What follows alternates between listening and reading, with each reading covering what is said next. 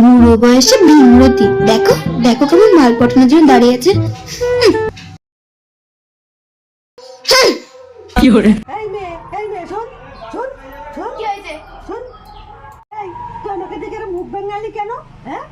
যে রঙের ড্রেস আর সেজে রয়েছে, তো মুখ ভেগাবো না কি পুজো করবো ফুল দিয়ে?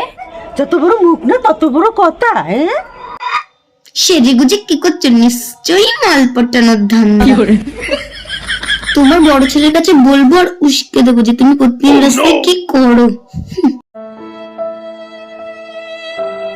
না যা, তোমার কত বলবো, তুমি রোজ রোজ এখানে আমার এখানে সাইকেল নিয়ে কোথায় যাও? আমার সাইকেল পাহারা দিতে বলে।